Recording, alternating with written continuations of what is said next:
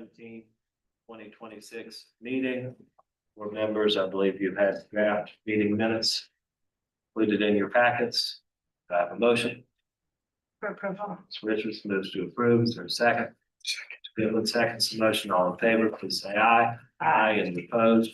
None are opposed. The motion passes. Then the minutes from the February 17, 2026 meeting is approved. Mr. Bennett has abstained. All right, the next item on the agenda, B, new applications. Number 1, 5 Isle Place, Wagner Care Facility. Council District 4, TMS number 463-11-04-092, zoned SR2, requesting a special exception under section 54-110F to horizontally and vertically extend a non-conforming north side setback to build a 2-story rear addition. The owner is Anthony Nelson. The applicant is Walter Brown. Mr. Summerfield. Mr. Chairman, members of the board, so you can see the property here on the zoning map. Kyle Place is a in the dead end street off of Simmons, just west of Rutledge Avenue. Here in the aerial view, you can see the home storage center here in the blue box with the pin. So this is a request for a special exception to do an addition to the home that would go both a little further back as well as up. So you can see the existing site plan, and then you can see where they're proposing to do some demolition work, and then they would do the new addition behind that. Again, because this is a addition that's going vertical as well as horizontal with a greater than 50% increase to that non-conforming setback, they do have to come forward with a special exception. Again, they are not causing any other issues relative to the property with regard to I lost my lot coverage, impacting any other setbacks, not affecting any other, say within the allowance for height. So with that, as is normal for these special exception requests, staff is recommending approval of this request to do horizontal and vertical extension of the non-conforming setback. All right, thank you, Robert. Do we have anybody here who is opposed to the application for 5 Isle Place? Anybody who's opposed? Even no one opposed, do we have the owner or applicant? No owner, no applicant. Anybody have any questions for the city or discussion? Yep. I wanted to ask city staff, are we not asking for letters from the adjacent residents? We do. We do, because I realized that the past couple of meetings, it feels like we haven't had as many, and it helps make the decisions sometimes, easier. And but I also wanted to ask, previously we had received a number of the light and air studies that also help make our decisions. And I don't know, I guess with the absence of an adjacent owner letting us know that they won't be impacted negatively based on the conditions of the special exception, sometimes those studies are helpful too. Right. So I don't know. Yeah. I struggled with this one. Yeah, so I think it always depends on who the architect or the project is, on whether or not they've gone to that level to show that. That's not a submittal requirement. It's definitely a good thing to have, since that's specifically what the ordinance talks about for extending a non-conformity. Honestly, Chris probably spends a quarter of his day trying to get with the applicants and ask for, hey, have you gotten any letters from the neighbors? Did you get anything from the neighborhood association? So we definitely ask for those things. They're technically not required, and unfortunately in this case, the packet just did not include any additional study as it relates to the neighboring property. I will say that the existing property or the existing way this house lines out, the proposed addition shouldn't really impact or cause because there's already a block. So while it will encroach a little further than it does existing in terms of provides any help at all. So while it's going to encroach here in a way it didn't previously, it's already along that line and it already had it was already existing, like kind of blocking anyone from seeing across. So yes, there will be this area that will be filled in, bringing it consistent with the existing setback. Like to the extent there was any real roof air here or view on this location, I think that will be impacted, but not as much as if there was nothing there to begin with.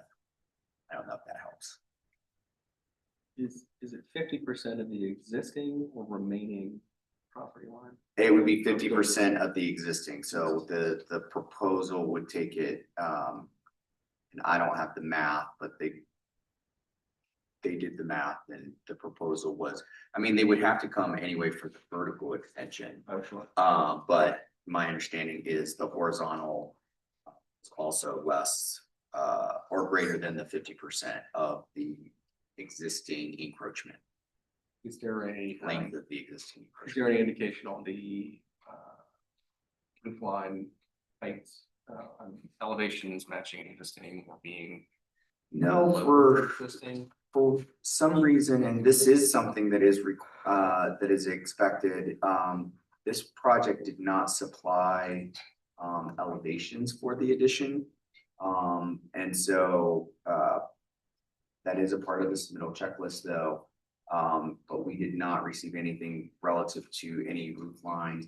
Again, there is a setback. It's not, again, it doesn't meet the requirement, but there is a setback and they can't further encroach. So, and again, no eaves or anything can cross or go up to the property line. So they would still be required to address whatever drainage so that it does not go onto the neighboring property.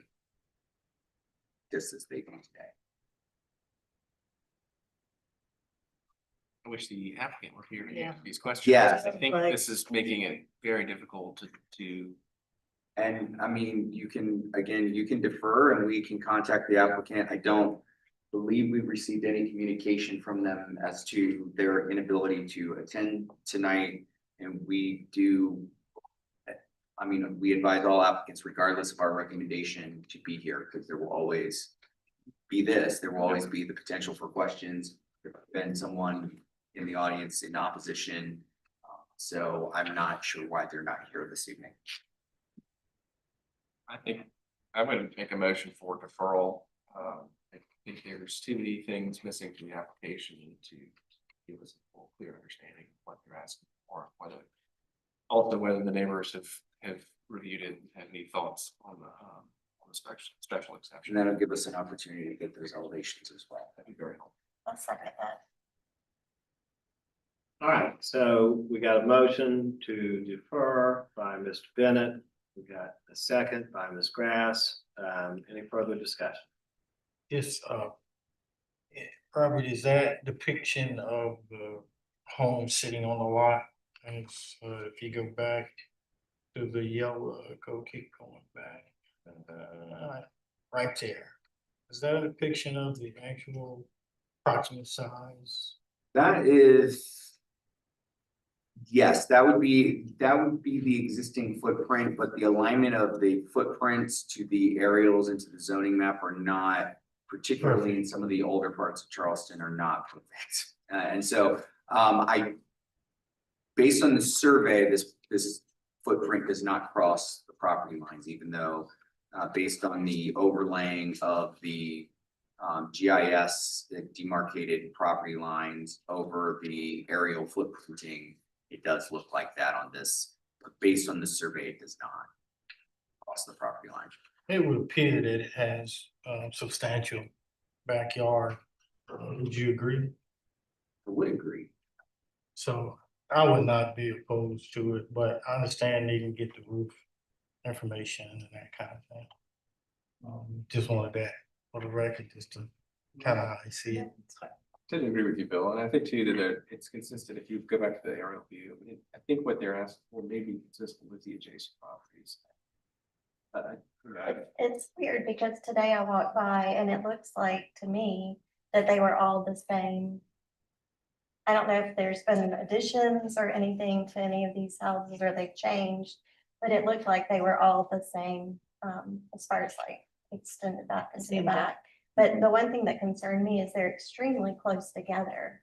And that's, I mean, it's like when the car is parked in the driveway at 7, Kyle, it looks like they barely have enough room just for a small car. So that was kind of my concern about knowing how they felt about the addition.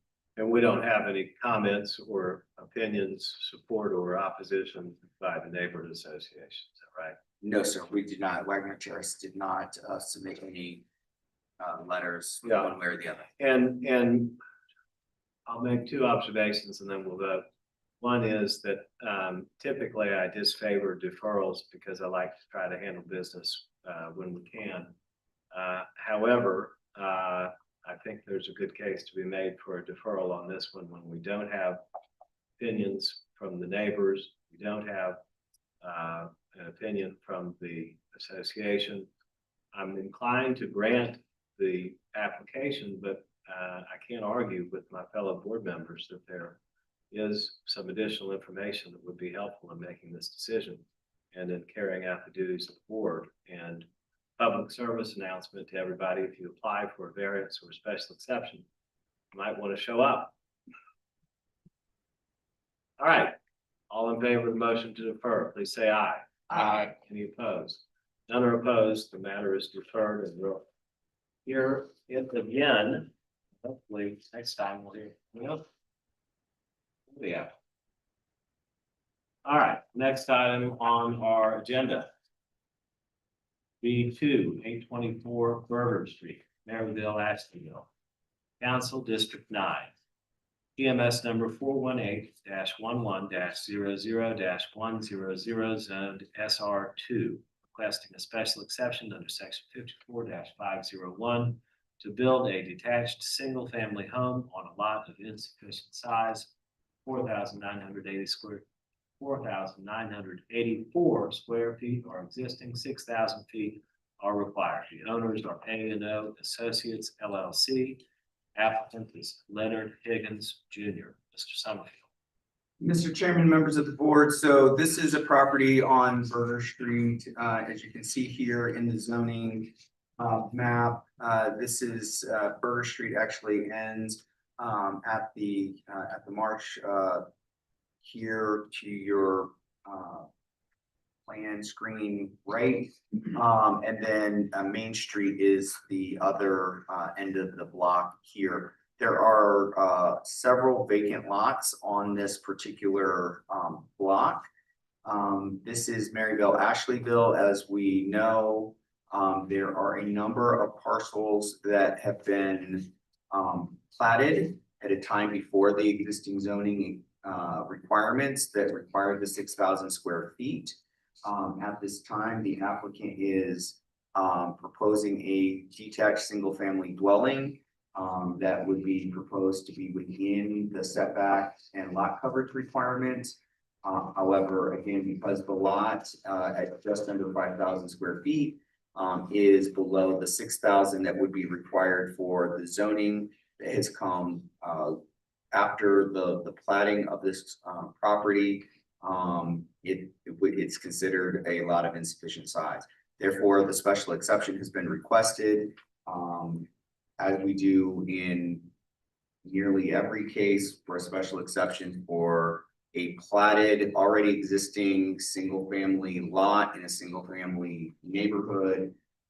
We do recommend approval of this special exception for a lot of insufficient size, so a house may be built on this lot. All right, thank you, Robert. Do we have anybody here in opposition to the application for 824 Burger Street? Anyone here in opposition? Do we have the owner or applicant here? No. Anything you'd like to say to the board, sir? No. Very good. Let's take it. Would you like to say something?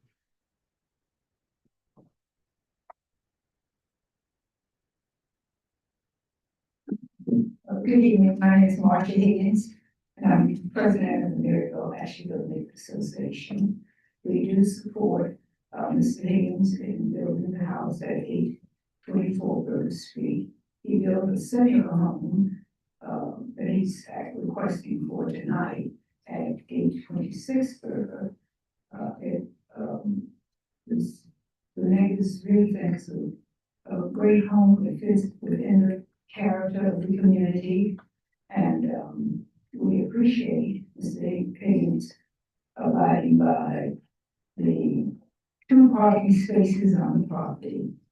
The variances should be met, and he's, as Mr. Summerfield mentioned, that's going to be done, and of course, respecting the character of the community, and we do agree and hope that you approve tonight. Thank you. Thank you, ma'am. All right, we've heard from the neighborhood association president. Do you have any further discussion? Is there a motion? For approval. All right, Ms. Richards moves to approve. Mr. Goodwin seconds the motion. All in favor, please say aye. Aye. Opposed, none are opposed. The motion passes unanimously, and the special exception for 824 Burger Street is approved. Thank you very much. All right, the next item on our agenda, B3, 2051 George L. Griffin Boulevard, James Island, Council District 12. PMS number 337-00-00-162, zone PUD. Asking a special exception under the build track PUD ordinance to build the earth, expand the existing schools. The owner is First Baptist High School. The applicant is Seaman Whiteside. Mr. Summerfield. Mr. Chairman, members of the board, so you can see the site here in the aerial. This is a PUD. It's within the dill track. The aerial here does a better job of helping you understand what the site, existing site looks like. This is a within the dill track. This is currently a school. The proposal would be to add a church. This church would be both a addition chapel, if you would, for the school, for the religious elements of the school, but also would serve as a church in terms of services outside of school hours, performing the other activities that are consistent with the house of worship, marriages, potentially funerals, things of that nature. So that's why you have this as 2 items. I know in other cases, we've added chapels to religious school sites, but those chapels have been furthering the mission, the educational mission for the site. In this case, our understanding is they plan to do both a new, essentially, house of worship that's both servicing the school as well as their parishioners. And then you can see the site does include some new parking, some additional stormwater infrastructure, and some other site improvements relative to the school itself. And again, this is one where this is an existing use within the dill track. Because it's a church or house of worship and a school, it requires a special exception. And so that is why this is here this evening. We do not anticipate this to create any impacts beyond the school's current property. And in fact, see this as additional amenity for the school and potentially for the community with the additional facilities that they have here. Staff is recommending for.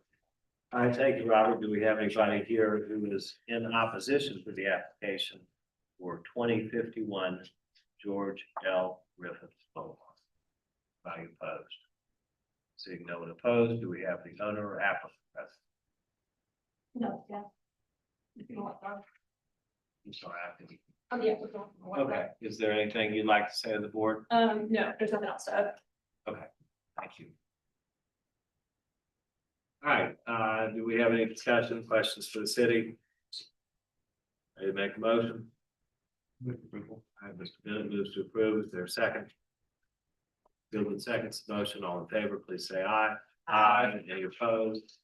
None are opposed. The motion passes 5-0 unanimously, and the special exception for 2051 George L. Griffith Boulevard is granted.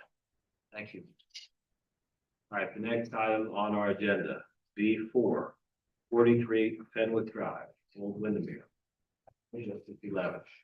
EMS number 421-11-00-005, zone SR2. Requesting a variance from section 54-506F4 to construct a second-story addition on a detached garage with a height of 24 feet, 11 feet are allowed. The owners applicants are Walt and Elizabeth Flowers. Mr. Summerfield. Mr. Chairman, members of the board, so this property is here on Fenwick Drive, just east of. I'm blanking on the street name. Follow Road, I'm sorry. Follow Road. Yeah, there you go. It's the easy ones that At any rate, so you can see the property here, you can see here in the zoning map, this is a somewhat irregularly shaped trapezoidal lot. Not our normal squared off lot, so that part of it is a little different. You can see here in the aerial how this property is situated with its neighbors. They have provided a number of photos of the house. One of the key elements here is that if this was a true, by our code's definition, two-story home, this would not be an issue or a variance. But because this is a 1.5-story home, it does have this requirement of the 11 feet. That said, this is not your typical 1.5-story home in terms of the existing height, the height of the gabled roof that provides for the half-story, the dimensionality, particularly towards the back, relative to how the roof comes out. I don't know that you can quite call that back a dormer situation there. Obviously, those are dormers on the front. At any rate, this is not, from a staff perspective, this is not your typical 1.5-story home. That would be why we have not the existing requirements about the 11-foot height for an accessory structure. You can see that this is proposed to be in the rear of the yard as a part of a existing garage. They would be converting to this. The proposed height is in keeping with the stature of the existing structure. It is consistent with the neighborhood. It is consistent with the primary structure on the property. And for that reason, staff is recommending approval of this request, as we believe that this restriction would unreasonably restrict their ability to add this additional space to their property, as it, again, doesn't quite meet what the intent of the with the way their 1.5-story home is, with the intent of the limitation on the height of the accessory structure. All right, thank you, Robert. Do we have anybody here in opposition to the application of 43 Fenwick Drive? Anyone here opposed? All right, seeing no one in opposition, do we have the owner or applicant present? Yes, sir. Anything you'd like to say to the board? I would just like to say that I forwarded some letters of support from adjacent property owners across the street. Owners, a couple up and down the street, and someone that died. I apologize, we do not have those for the public comment package, but Come on up and just put that on the record if you Yeah. wouldn't mind. You have to I believe speak, I forwarded them to, that's fine, I just, and I'm sure you did. Go ahead and state your name for the record and your address. Are you the owner? I am the owner of Wallflowers, 43 Boone Drive. All right, thank you, Mr. Flowers. Just go ahead and repeat what you said about the neighbor support. I have letters of support which I emailed a couple weeks ago from the neighbors on either side, neighbors across the street, neighbors one or two down, and then one behind. All right, thank you very much, sir. Thank you, Mr. Flowers. All right, any questions for the city? You mentioned in this application that he had some. I think it's gonna be okay. Is there a motion? I'll move for approval. All right, Ms. Grass moves to approve. Is there a second? I'll second. All right, Mr. Bennett seconds. All in favor, please say aye. Aye. Any opposed? None are opposed. The motion passes. And the variance for 43 Glenwood Drive was granted. Thank you, sir. All right, the next item on our agenda is B5 that's been deferred by earlier action.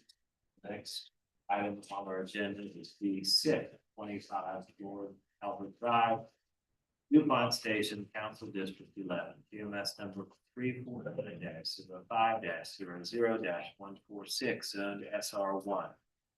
Requesting a variance from section 54-301 to build an addition with a 16-foot front setback, 25 feet are required. The owner applicant is Paige K. Heron Stowell. Mr. Chairman, members of the board, so here you can see on the Lord Culver Drive, the property and the zoning map, and then you can see it here on the aerial as well. The lot has some irregularities to it. It is a decent shape, semi-consistent with the neighborhood. In fact, this neighborhood has a lot of trapezoidal shaped lots. You can see, hopefully there you can see the proposed addition is the new garage here, and I think we have some other elevations as well. So this one is a project that staff spent quite a bit of time with, in fact, going out and looking into the neighborhood, because one of the things that we were evaluating was neighborhood context and how this addition encroaching into the front setback, which normally we would be automatically opposed to, how this came to be.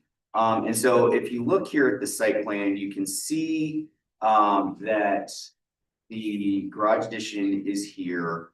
You can see the existing home. What is not clear on this, but is important, is this is where their current garage is. So the current way that this property works, which is very similar to many others in the neighborhood, in fact, all others that we could find in the neighborhood, is that this is a neighborhood of side-loaded garages. They do not have garages that face out towards the street. This is an area in a neighborhood where these properties were developed to have side-loaded garages. With that in mind, the applicants are proposing to continue to have a side-loaded garage while adding some ability to add 2 bedrooms and an additional bath space for their family. In order to maintain the side-loaded garage, normally we would say, oh, well, you have all this space for an addition within the envelope. The problem is, based on the way the home is configured and the fact that in order for it to be an addition, they have to create a connection to the house that goes through common area of the house and not through a bedroom or through the pantry or something like that. And the goal to still maintain a side-loaded garage, which again is not possible unless they were to able to somehow get the addition all the way back here, which does not feel reasonable. Staff, like I said, we spent a lot of time going through this. Staff is understanding of why it's here based on the neighborhood context. And normally we would not ever entertain, to be honest, an encroachment into the front setback, particularly not for a garage addition. However, I think the applicant has been very thoughtful in why they were proposing the addition in this location. I think they're being very sensitive to their neighbors because they could do this and propose to do a head-in garage and do it back further. But again, that would not be in context with the neighborhood. And so with that, with the fact that this addition is not, again, that there's nothing extravagant about this addition. They're not adding, 2 new parking spaces for like a 4-car garage setup. They are converting their existing garage to a family room and then adding back garage space and 2 bedrooms with a bathroom. And here you can see the elevation. Staff is, because again, we have not received any opposition, and our review, again, going out to the neighborhood, it just seems like this is a reasonable request for them to make, to be consistent and be complementary to the neighborhood. So staff is recommending approval. However, we do have a condition. One thing we did not see when we went out to the neighborhood is everyone has a front yard. That's one of the nice things about side-loaded garage is it gets the cars kind of completely out of the front yard space. And so we are proposing a condition that would indicate that the proposed parking pad located to the left of the front facade should be prohibited from construction and be left as a part of the front yard, knowing obviously that they would still need a driveway. So we would be, that condition would eliminate where currently it looks like this would be a pad for parking, and you can't see my finger, where this would be a pad for parking on the current plans as they currently look. Here, this condition would eliminate that and just allow for the driveway and then the access to the garage. So that would be staff's recommendation, approval with that condition to minimize the auto impacts on the front yard, as that part is inconsistent with what we saw in the neighborhood.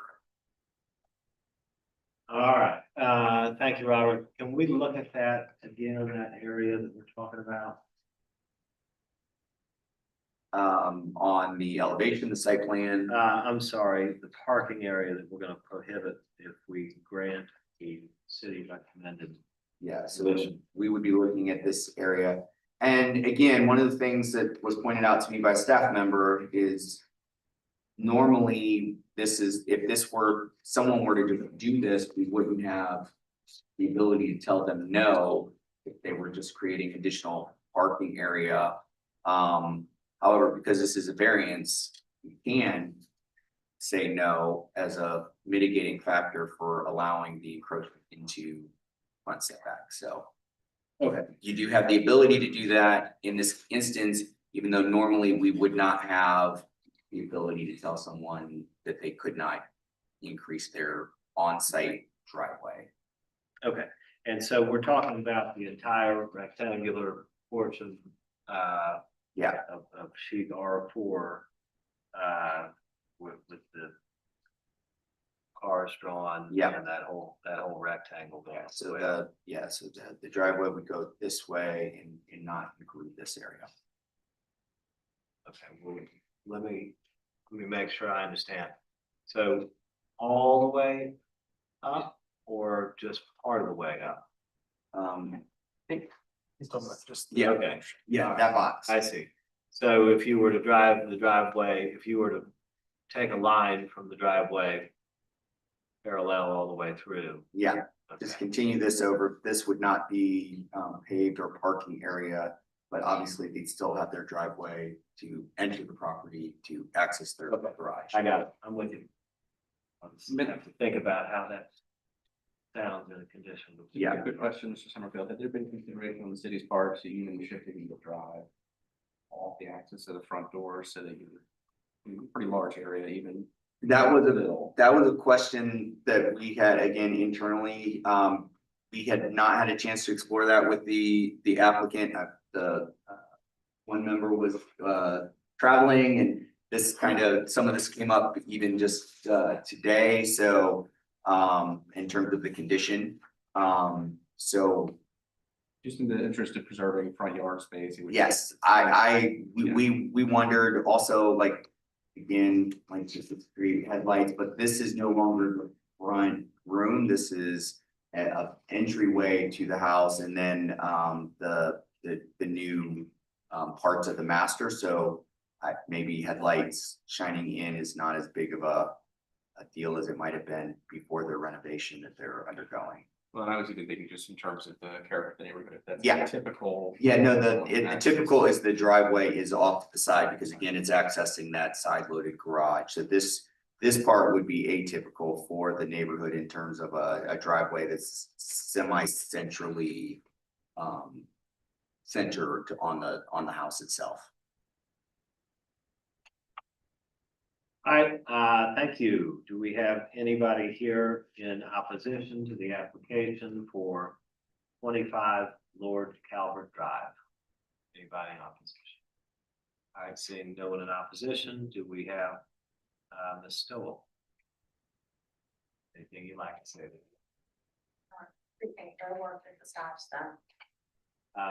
Do you have any objection to the condition? Discussion? Further questions? Since she doesn't have any objection to the condition, it's been my experience that a lot of houses need that backup room, turnaround radius. When you do have those L-shaped garages, it makes it tough to get in and get out and place cars behind the cars that are in the garage.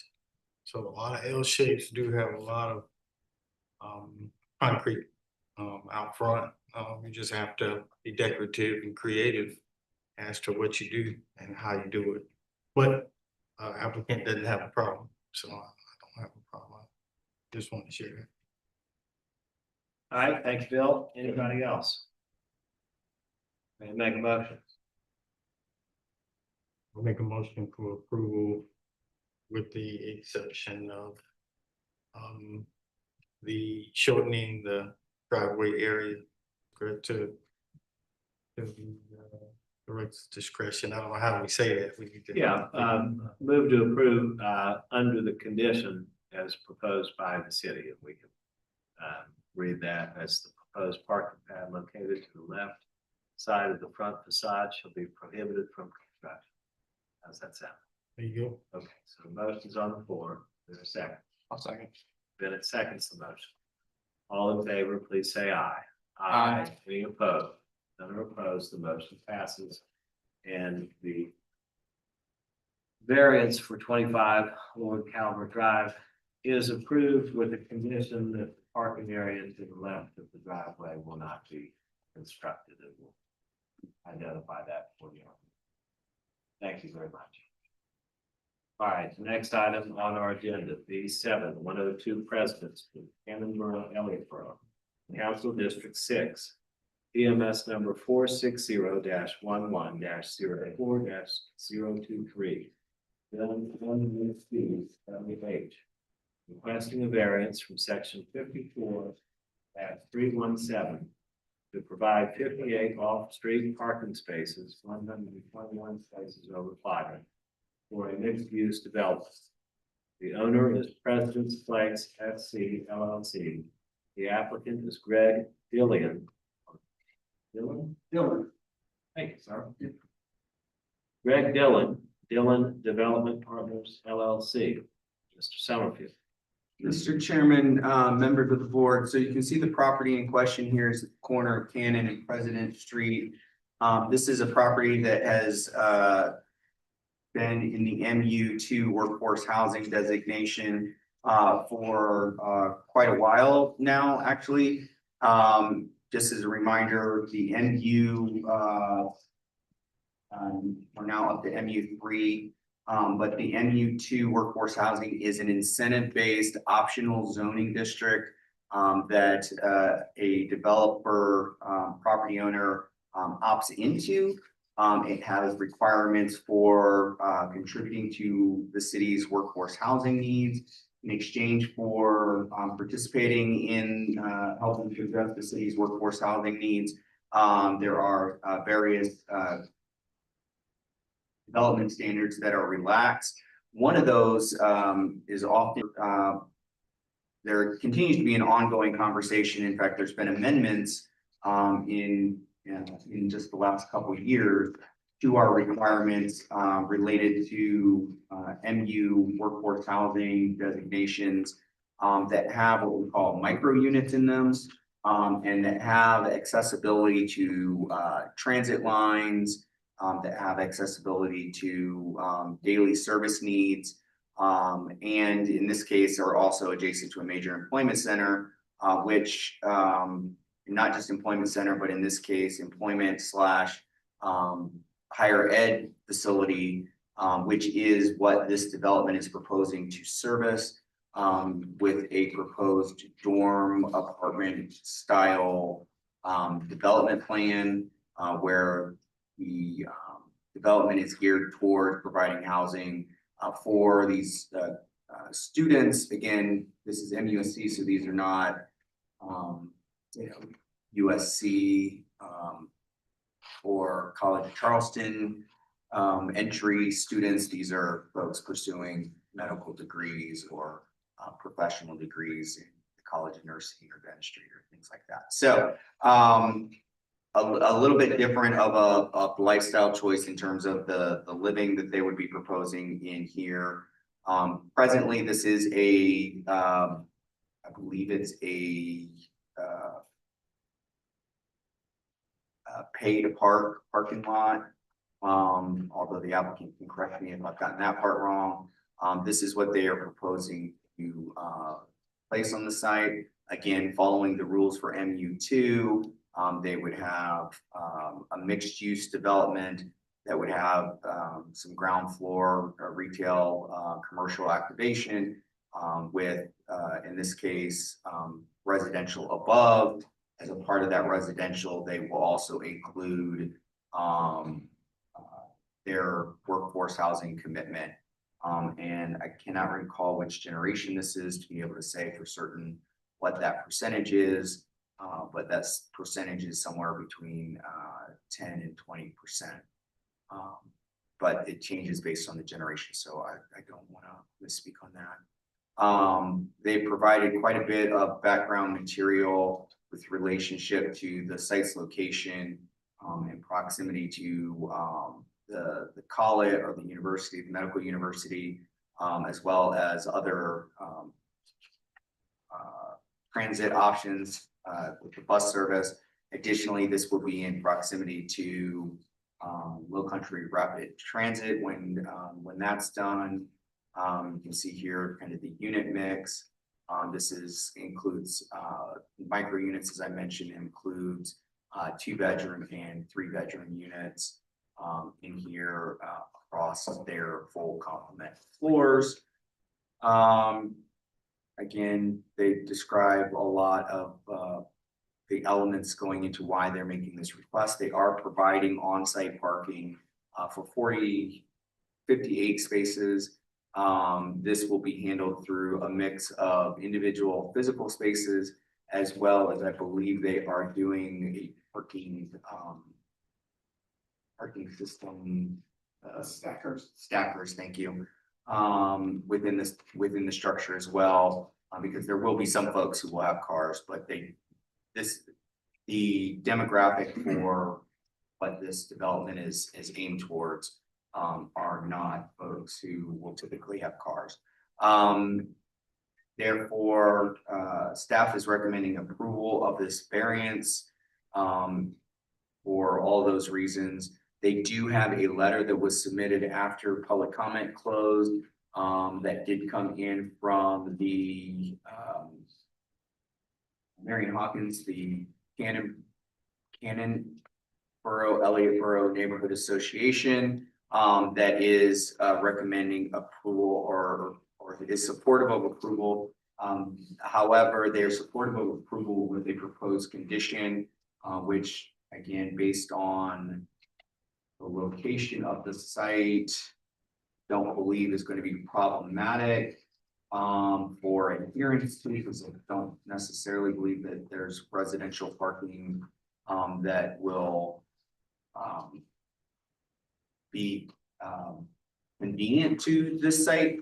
But we're supportive of the condition that the neighborhood association has requested, which is that residents of 102 President Street development shall not be eligible to receive the residential street parking decals. And that, unlike previous ones where it was like trying to tell people they can't park in spaces, this would be a prohibition against decals, which the city can completely control and enforce. Thank you. All right, thank you, Robbie.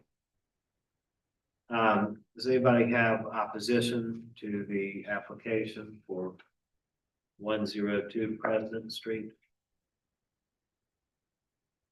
All right, seeing no one in opposition. Mr. Dillon, is there anything you'd like to add? Greg, not here. My name is Tony Giuliani with Gulf Antonio, we're the architectural firm for this. A couple of things to add. We are also in support of the neighborhoods. I guess for the parking, we're supportive of that. We're okay with that. We don't feel that we need it. Plus, we have valet parking right now. We show 58 based on the city's requirements. We feel that we can get more than that because it's all valet parking. And then thank the city for helping us out to put the application together. Okay, so no objection to the condition prohibiting issuance of parking decals for residents. Thank you, sir. Any questions for the city? Questions for the applicant? Yes. One for Mr. Giuliani. Quick question. Is there a, I know your intended market is USC students and employees. I was curious if there's any restriction. Would you consider applications for residents from beyond the campus boundary, or are you really restricted to, or intend to be restricting it just to employees and students? It's not restricted just to that. It's just there's a high demand. And we're gonna see is, they're supportive without giving the letter. So will the residents who have cars but don't qualify to park in the provided space, will they just have to figure out where to park their So car? they work for MUSC or they're a student of MUSC. MUSC has a parking garage pass that they can purchase, which is actually cheaper than buying it from the apartment complex. And then they can park in the garage. One of the garages is right across the street. And then they're building another one just down the street. Thank you. Does NUSC have issues with having oversold those passes, or are they pretty available? Those emails. Okay. All right, any further questions, further discussion? Ready for a motion? Approval of the condition that the residents of 102 President Street development shall not be eligible to receive street parking decals. All right, so we've got a motion with the condition as recommended by the city. Is there a second? Okay. Richard seconds the motion. All in favor, please say aye. Aye. Any opposed? None are opposed. The motion passes. The variance is granted with the condition that residents of the 102 President Street development shall not be eligible to receive street parking decals. Thank you, sir. Robert, we can hold that just for 1 second. Sorry.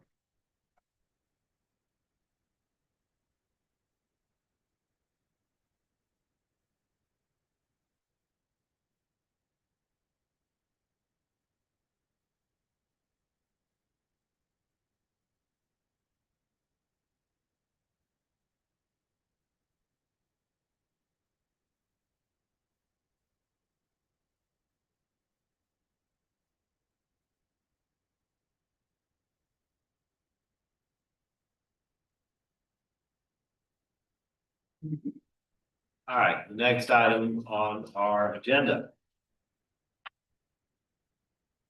been deferred. B8. Next item on our agenda, B9, has been withdrawn. Brings us to B10.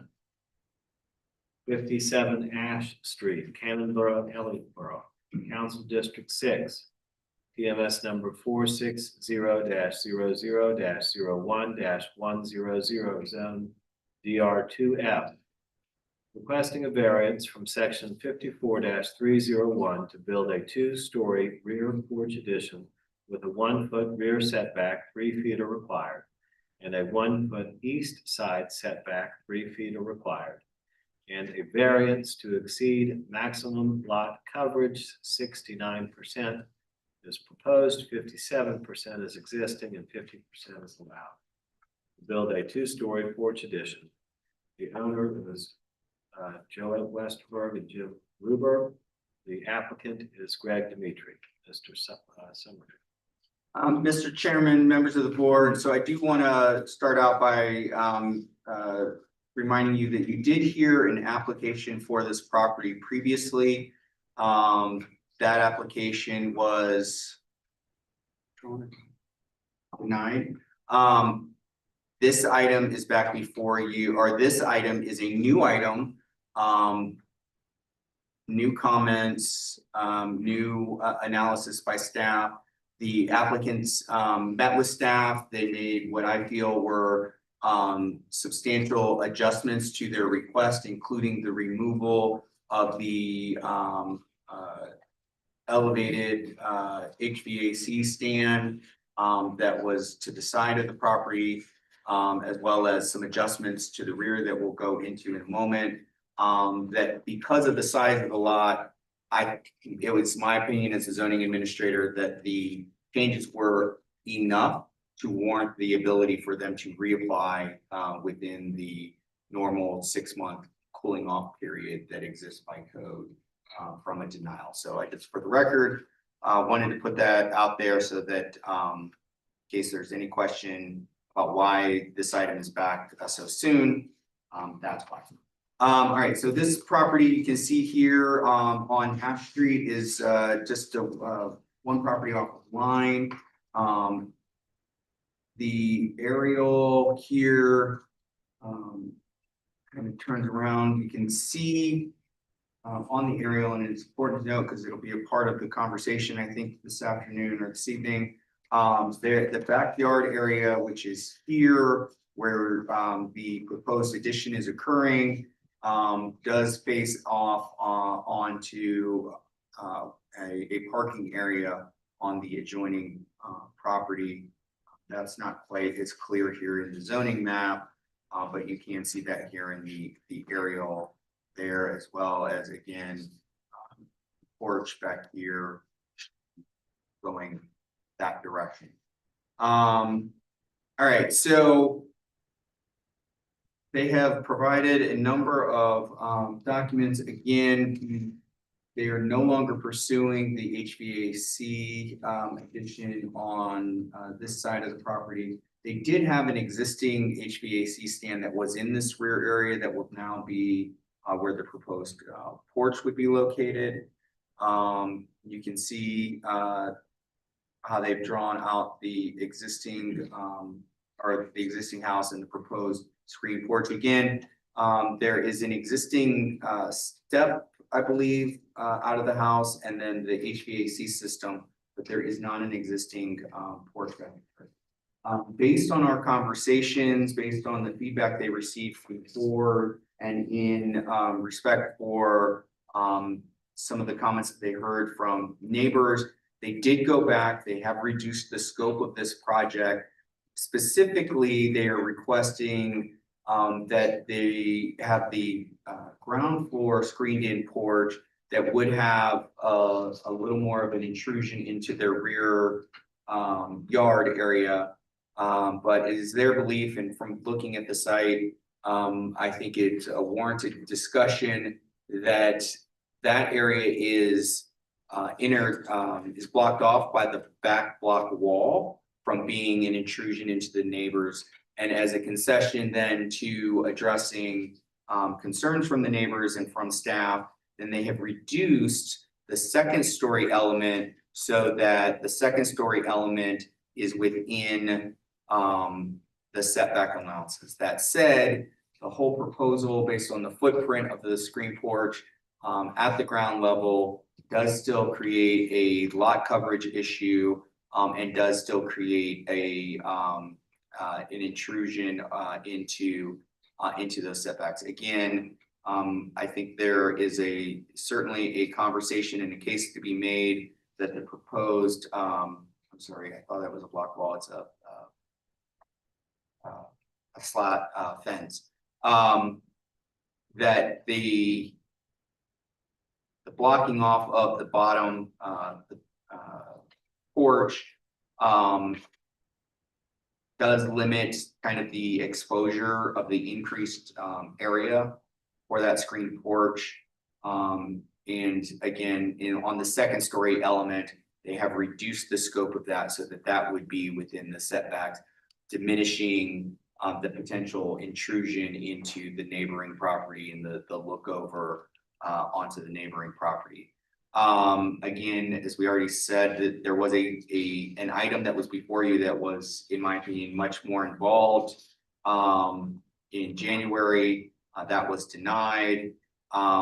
Again, these are variances. It's a variance to request a rear porch encroachment into the rear yard that further exacerbates an existing non-conforming lot coverage issue. It would also further diminish the setbacks. Again, these are fenced-in yards, so it's not as if there's not already something at the property line. But that said, this does create some additional encumbrances on the property with the proposed encroachments. For those reasons, again, worked with the applicant. They were very responsive, I believe, to the comments that were heard at the last meeting.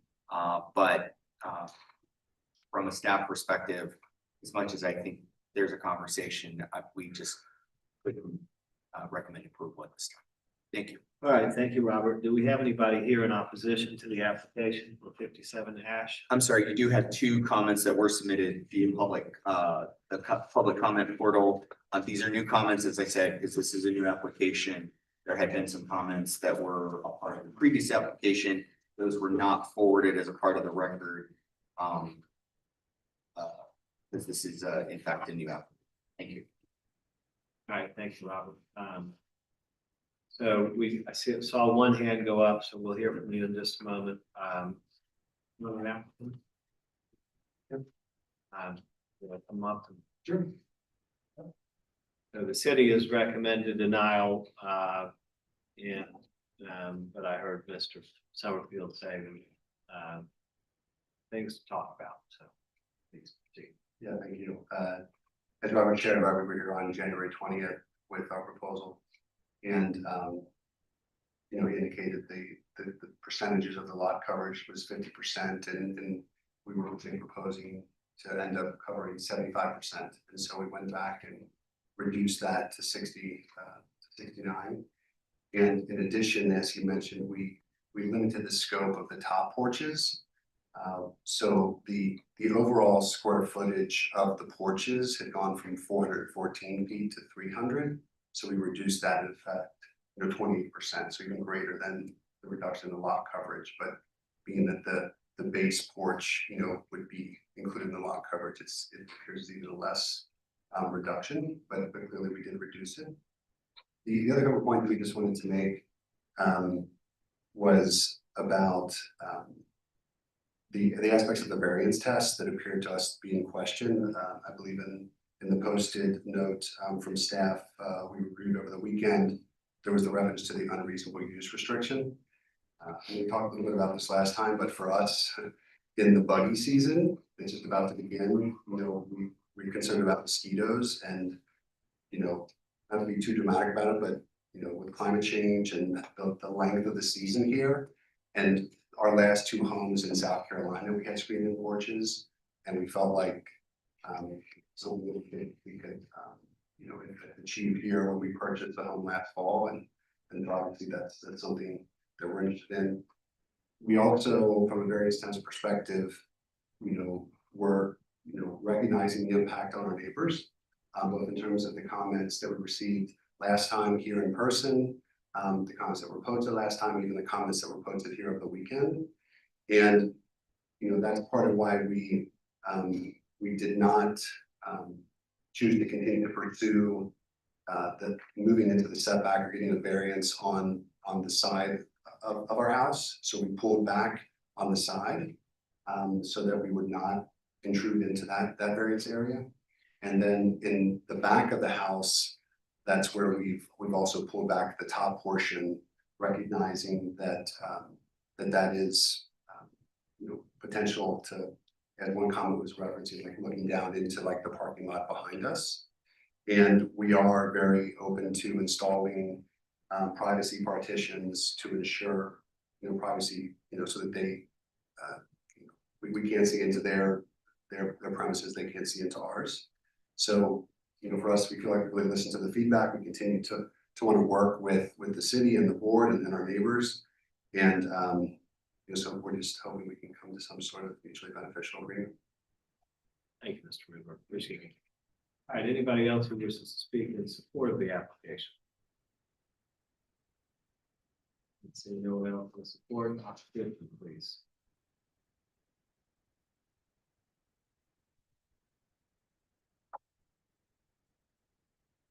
Hello, my name is Julie Spang. My home is at 55 Ashwood.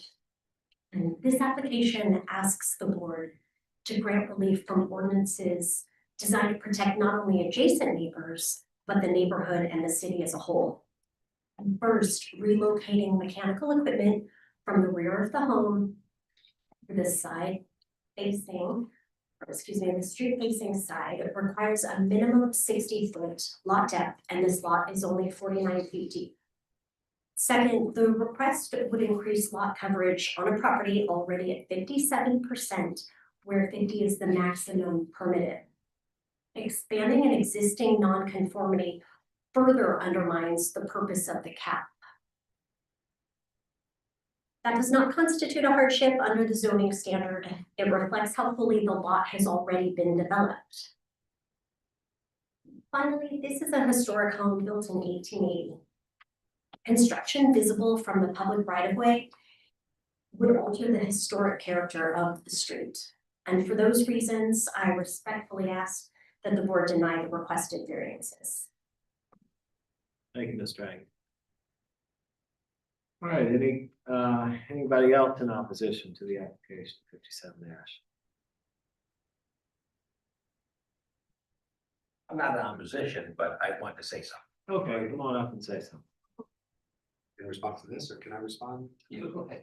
You can, but I was just making sure that there was no one else in opposition. That's the procedure and protocol. Yeah. But he's a third party. He'd like to take up comments, then we'll give you an opportunity to respond. Come on up. Not an opposition. I understand you're not in All right, opposition. all right. I'm always a little bit. I did ask for anybody who wished to speak in support after I heard from Mr. Gruber. You had an opportunity there, but go ahead. Make it brief. I will. Thank you. My name is Greg Dimitri. I'm the construction, the builder on this, and the applicant, the owners, feel that we can go ahead and make it as private as possible on that top deck. So he mentioned that, but I know I can construct it. As far as the fence in the back, we need to take it up higher, we will. The only areas on the top deck would be open on the right, open on the left, where there's nobody that can see anything. And I think that I just want to make sure that we are here to comply with all the neighbors, but yet they should get a screen door porch. Thank you, Mr. Dimitri. I have a question for you, Mr. Dimitri, Yeah. if you may. Are you I think you introduced yourself as the one who's building this, you're the Yeah. contractor. I'm curious a little bit about the construction, because you've got 7-foot depth at the ground level. Yes, sir. And then the roof to that system, and then you've got a railing at 5 feet back, so you're 2 feet back in on the upper level. Is there an additional roof on top of that, or is it No. just a railing? No, it's open. And it's a great observation that you have. With working with Robert, we are going to put some stable posts on the bottom deck. But when they go up to hold the top deck, the deck will not extend farther, it will not extend any further than 5 feet from the house. Where the actual French doors are right now, which encourage the deck at the top. And believe me, 5 feet is not a lot of space, but it's enough space for them to enjoy themselves on the second floor. And we will put a privacy wall at the top, maybe with a 1-inch gap, at least get some airflow going. But you can't see anything, 10 feet, 20 feet away with a privacy opening like that. But you still have it at the floor of the second floor level, you'd be out 7 feet, correct? The post would be. But the same thing as the fence, so you can look at it as the fence post, and we can tie the fence into that, because the fence is on the property line. We can remove part of the post on the fence, make this a supporting post for the fence, take it up, and then just take it to the house, where only the deck will be protruded about 5 feet. Because there are already fence posts there, we just remove a couple of them and change it out for the deck combo fence post. So at that point, you'd be on the fence line instead of. If we decided to do that, it'd be granted. Personally, He's not doing that. He's not doing that. we're not doing that. We're not doing it. That But, would be a new variance back here. right, we're not doing it. But if it came out to aesthetics or something like that, we'll do whatever it takes to get the job done here. Whatever you guys feel about it. But Robert was very kind in letting us know the direction we should go in. Thank you, Mr. Dimitri. Appreciate it. All right, Mr. Ruber, you want to respond? Yeah, so just wanted to make one response to comments by our neighbor around what was viewable from the street. The proposal that we have currently is that, the HVAC would not be viewable because we currently have a gate in front. So we have like a parking space and there's a gate there, so you wouldn't be able to see the HVAC. And potentially you might be able to see above that, the front part of the extended upper porch. But that would be the only thing that would be viewable from the street. Just wanted to clarify that. Thank you, sir. And we're not considering the HVAC. No, they've That removed was- that that was from, last yeah, that was year. part of the previous application. That's been, they've discontinued that. Hopefully that those elements that were previously constructed have been started to be deconstructed and won't be an issue. And there is an existing French doors on the second story with a little, Juliet balcony. So that's where we're looking to bring the porch out from right there and then over to the side of the house, then across the back. Yeah. And I guess I'm confused. Will you go back to the one, just the plane? Yeah, that one. Why are y'all proposing to extend it into that side yard? I guess I'm not being clear. That's a fair point. I hate to do that, but this part, why isn't it just flush with the house? Really to get access, yes, sorry. Just to get access to the extra space, because originally we were also looking to get a relief on that side on the variance. But we were moving to the setback point. So just looking to maximize the space of the porch over to the current setback requirement. But isn't that the side that the neighbors have concern about with that extension? So this part right here, The porch, it doesn't end here with the house and it extends out. right. Yeah, so our thought was that the concern was more about being so close to their property. And so that's why, we felt like, okay, well, if we don't move it in fact 2 feet closer, because we had asked for just a 1 foot setback as opposed to 3 foot, so we thought we could move it to the end of the setback point.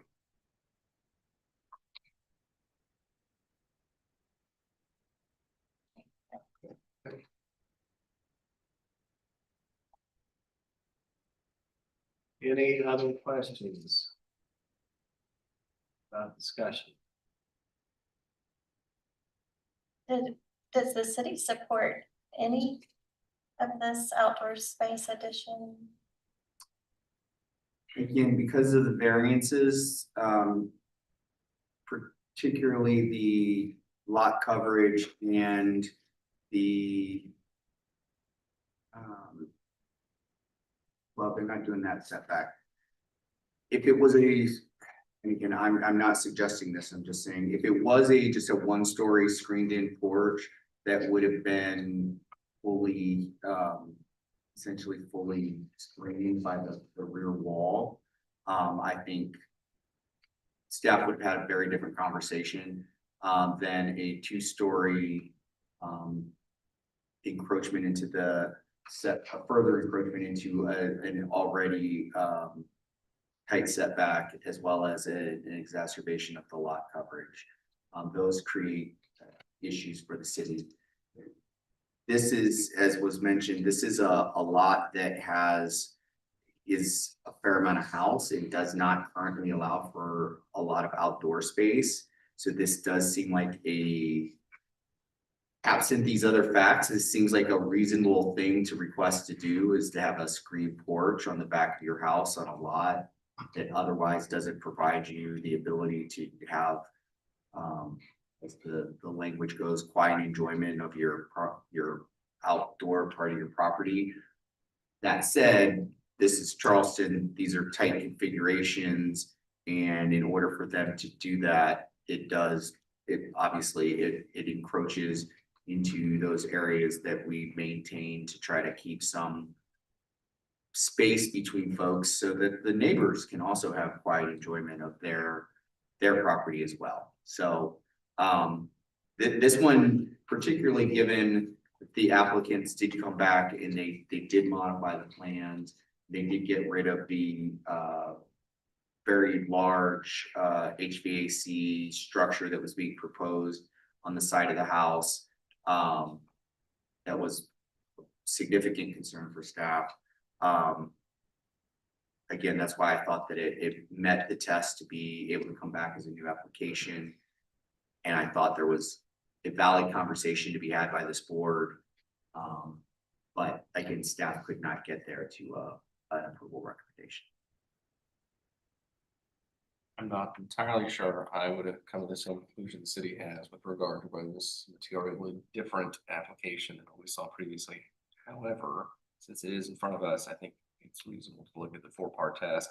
I think the part that I'm having the hardest time with is the unreasonable restriction. To me, I don't think that a lack of a rear 2-story porch is an unreasonable restriction. I'm not sure I'm there yet on the variance test. I think it's maybe you can get away with the other 3, but I'm not convinced. Because the lot's so small too, it's harm to the character. It's a small lot, try to do much to. With that being said, I'll make a motion for denial. All right, Mr. Goodwin, has moved to deny the motion. Is there a second? Mr. Bennett, second the motion. I just have one more question. Yes. Would there be any conversation about just not doing the upper porch? Would that be a different application that they would be allowed to submit? No, because that would be because the upper part isn't, because they had moved that into setbacks, that's not a vertical element.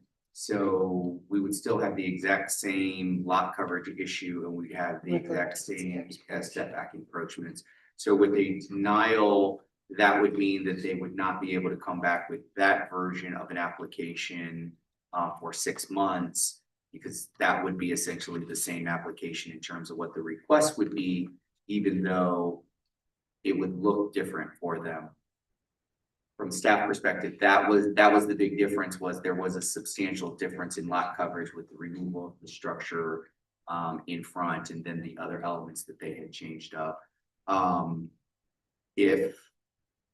And again, I'm not suggesting that this be the way the board goes, but if the motion maker drew the motion to deny and the applicants withdraw, then they can go back and take a look, and if they want to make other changes, they would have the ability to come back at a sooner date if necessary, to this board to ask for any relief that any further adjustments might warrant. But a denial tonight means they have to wait at least 6 months before they come back to the board. Essentially at this point with anything related to this site, because I can't see how they would substantially change it at this point enough to come back. So, Mr. Richards, I think you bring up a really good point. I would be willing to remove or to withdraw my motion. My procedurally, Mr. Goodwin's. His motion, you have to agree with his request to withdraw at the second. I would be open to withdraw my motion for denial. Would you agree with that, Mr. Bennett? I would. My apologies, Mr. Goodwin, that was your motion. I just agreed so strongly, I just. In that case, would a withdrawal by the applicant, is that in order, would it make more sense to, would we be in a position to make a motion for deferral? Would that be? You could make the motion if you wanted to entertain the conversation about eliminating the upper balcony in its entirety and just to proposal for a rear first floor screen porch. If that is what I'm hearing that you might be interested in, then a deferral would be the appropriate thing to allow them to adjust the drawings. Because again, that would stay in the same footprint or less than the current application and therefore would not require renoticing or anything else for that. And that would give the adjacent neighbors, affected neighbors, an opportunity to comment. Correct. They would still be able to comment on that, whatever that would look like. I'll make a motion to defer. Yeah. And Mr. Chairman, if I might, maybe to help keep this as clean, maybe the motion maker could ask the applicant if they're interested in doing that, and then that would make the deferral a much more reasonable ask of this board versus any other motion. Because if that's not something they're willing to pursue, then deferring it doesn't actually accomplish the goal, I think. But That's fair. Mr. Chairman, that's through you. All right, Mr. Ruberg. Floor is yours. Like to. I guess that was on the floor. Yeah, would you like to consider removing the second story portion of the porch? Based upon the discussion we've had here today and just continuing with the nature of the ongoing dialogue, right? So we want to listen to feedback and understand the concerns. And, you know, it makes sense that the other issues that you're raising about, you know, the approach that we've been taking. So we are open to that approach. Absolutely. All right, thank you, sir. All right, so we have some feedback from the owner applicant. We have a pending motion to defer by Mr. Bennett that has not been seconded. Is there a second? One second. All right, Ms. Richards seconds the motion. We'll vote. All in favor for the deferral, please say aye. Aye. Any opposed? None are opposed. The deferral, motion for deferral is granted. And go back to the drawing board with 57 hash. And first, you don't succeed, try again.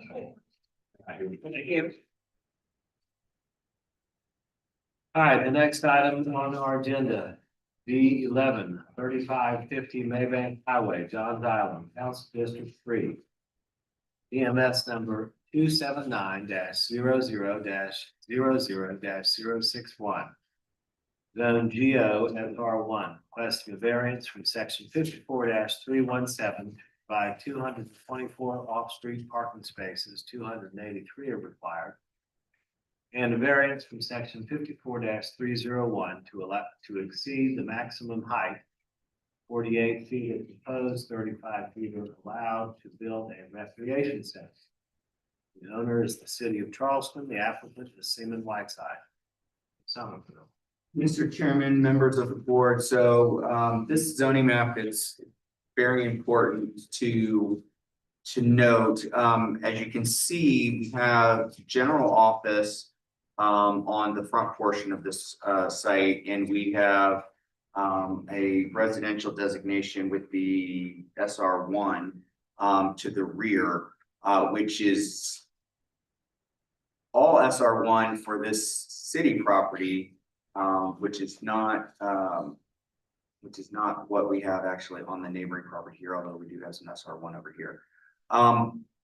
In part, this is because under the city's current zoning ordinance, although I'm really hoping to change this in the rewrite, we do not have a zoning designation for civic or parks space.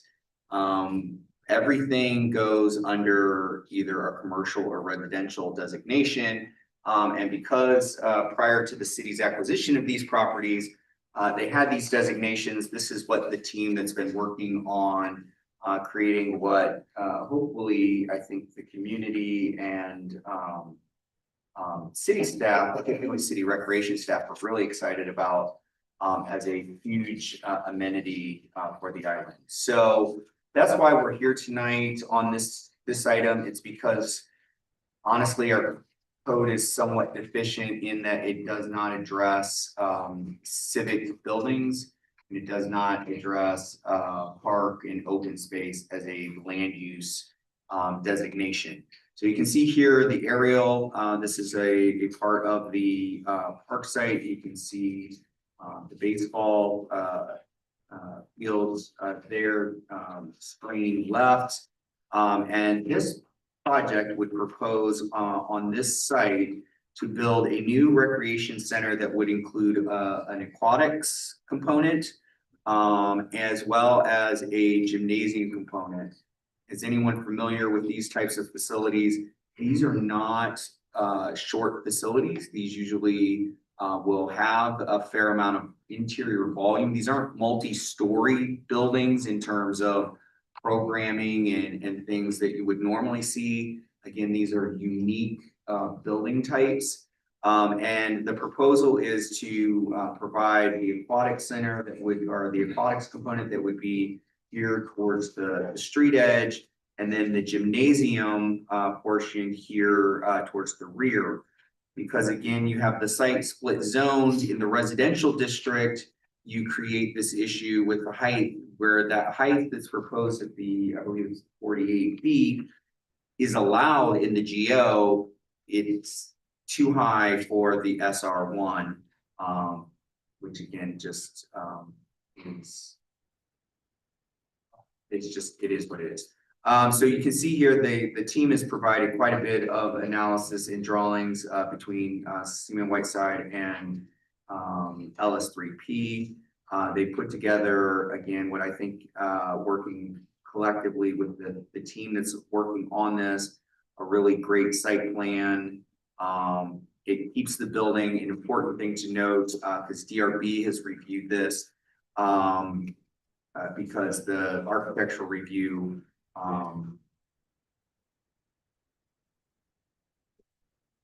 the aesthetic review, if you would, through DRB, really wasn't contingent on these proceedings. But one of the things that I think is important to note is that the development is central to the site. So while there is a little bit of height associated with this building, which is not necessarily, I think, something that you see very often on the island. Again, the civic nature of this building and the separation of this building from the closest residential property is pretty significant. And so I think the team has done a great job with the site layout, given all of the programming things that they need to do to address the fact that this will be a taller building than is typical. But again, I think that's just the nature of a civic building and what they're proposing. So here you can see some renders of the proposed elevations. Again, they've used the fact that they put together for the aesthetic review, so it has a lot more material than you would normally see. Here's a more artistic render, so you can just see how that does scale up towards the center of the property. So that's where you get that maximum height, is along the center of the property. And then it does step down as you move to the edge of the building, which is also significant distance from neighboring properties, just some more of the elements there. And then again, all of this was more for precedent information for the DRB. Again, you can see where the line for the zoning kind of cuts right there where the gymnasium is. And again, it would not make sense for the gymnasium basketball courts to be at a lower profile. So with that, some more pretty art. Staff is recommending approval of both the parking variance and the height variance for the portion of the site that is within the SR1 zoning. On the parking variance, again, these are very structured program spaces. And so right now our code again doesn't address a civic use where we, the city, control the programming and everything else. It has just a generic ITE generated parking standard for a recreation center and doesn't really identify this use. We have some really experienced folks in our capital projects and in our parks department who have studied the use in our other facilities, and they assure us based on the way that rec programs these types of facilities that the 224 parking spaces that they're proposing will be more than adequate to satisfy what the center will be able to provide in terms of programmed recreation space. With that, Mr. Chairman, staff is recommending approval of these two. All right, thank you, Robert. Do we have anybody in opposition to the application for 3550 Maybank Highway? Nobody in opposition. Owner applicant present. Anything you'd like to say to the board to address? Thank you, presented it well. Okay, thank you. Questions? Discussions? I think those parking spaces are most recreational areas of transient, people coming and going and that kind of thing. I don't think it's a harm to the district because people expect recreation, schools and those kinds of buildings to fit the motif of what they should look like. I'd be in support of. All right, do I have a motion? Motion to approve. All right, Mr. Goodwin moves to approve. Is there a second? I'll second. Bennett seconds the motion. All in favor, please say aye. Aye. Any opposed? None are opposed. The motion passes unanimously. And the variance, 3550 Maybank Highway is approved. And we'll note with the DRB's recommendation for approval at concept, and now with this variance approval, we're that much closer to Johns Island getting their aquatic center and so that's a huge milestone for the city. Thank you, guys. All right, the last item on the agenda, B12 78 Cypress Street, North Central, Council District 4, TMS number 463-15-02-054, zone SR1.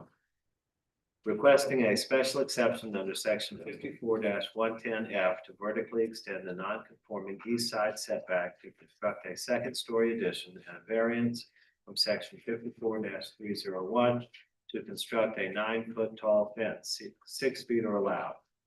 The owner is McLaughlin Living Trust. The applicant is Sean McLaughlin. Mr. Summerfield. Mr. Chairman, members of the board, so you can see the property here on Cypress Street. It's a mid-block property just east of Rutledge Avenue. In the aerial, again, this is a house that is pretty consistent in terms of where it is in the lot and lot coverage and everything else with the other properties on the block. You can see here the aerial.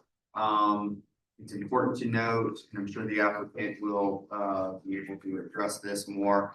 They've shown essentially a building envelope versus the current proposed actual second story elevation here. This is not unfortunate. This is in the North Central neighborhood, which is one of the neighborhoods who helped create the opt-in process. I do not know if the applicant has chosen that in terms of their BAR review. This would have BAR review presently absent the opt-in only for the removal or demolition of historic material, which would include any impacts to the roof material. So there would be limited required BAR review on this proposal. And it would be limited essentially to removal of any exterior material, in this case specifically the roof. Right now they are showing potential for potentially a full impact to the roof. I do know that it's unlikely that that would get through the BAR. The BAR has been very sensitive to full roof or most roof removals. And so I do believe that there is going to be conversation between our BAR small staff and the applicant when they are ready to move forward with that part. That said, they are here today to get the special exception to do the vertical extension of the non-conforming setbacks, as well as the variance for the fence. Zoning staff is very mindful of the extent to which the approval here could allow this extensive of a addition to this home. We don't believe that that will be able to get approval from the BAR from the demolition side of this. However, it is a special exception. It is a current non-conforming. We do want them to be able to bring this house back into productive use as a residence, whereas right now it is not. So staff is supportive of the special exception for the vertical extension of the non-conforming east setback to allow for a second story addition. Again, understanding that BAR will have some thoughts relative to how much of the roof can be removed.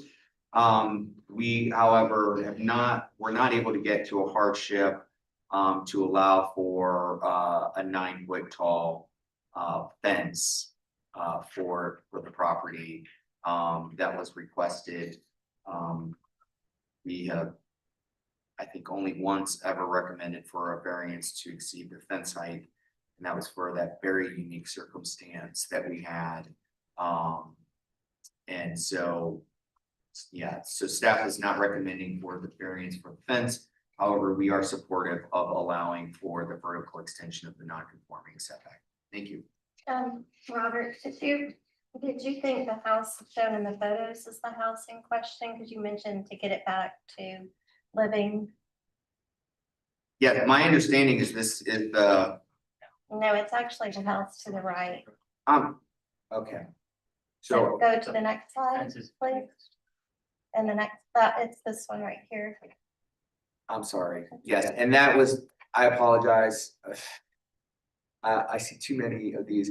Yes, this is not the one that I was thinking about, but the picture looked, some of that's.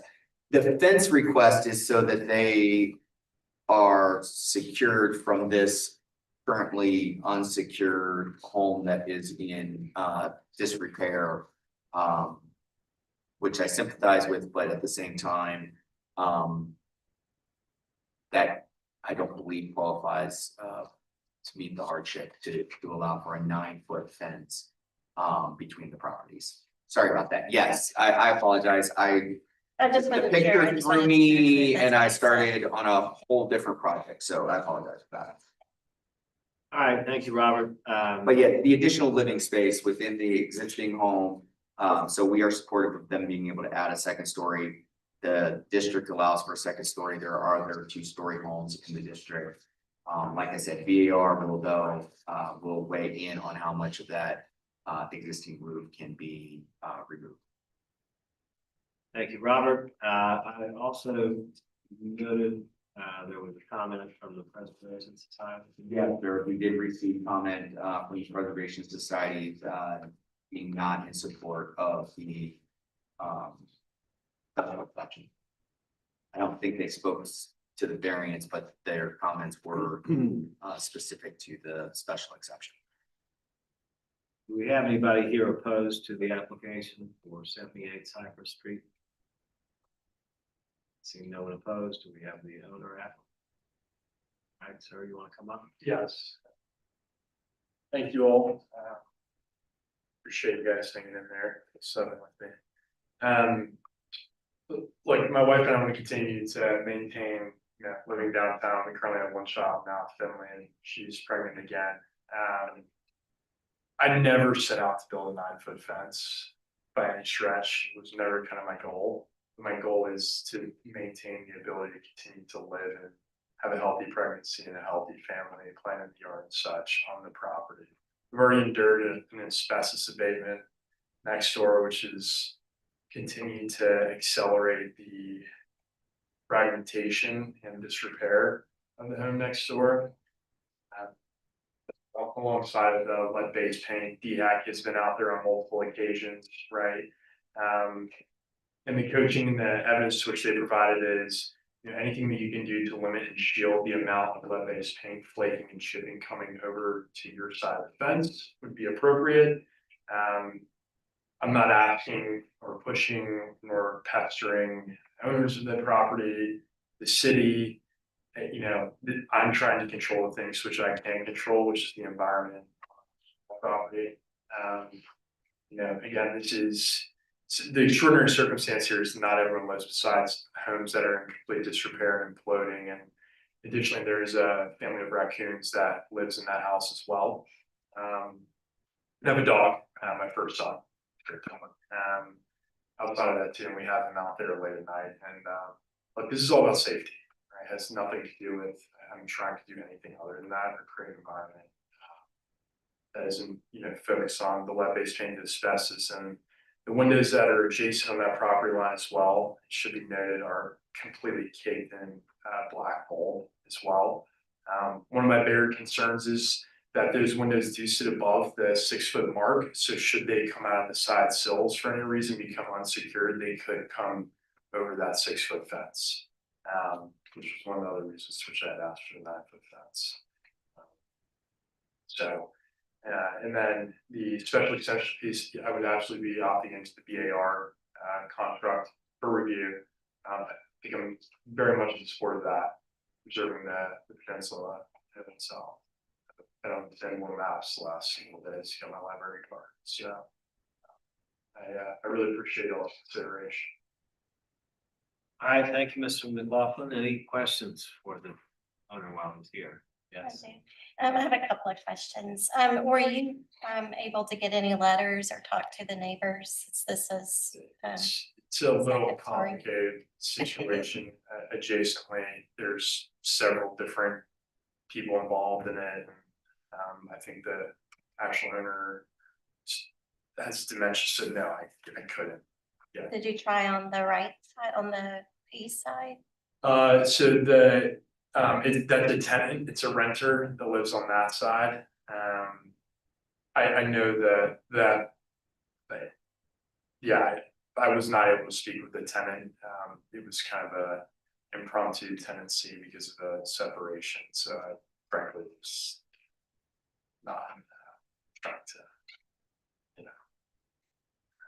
I was curious, how tall is your gate? Was that?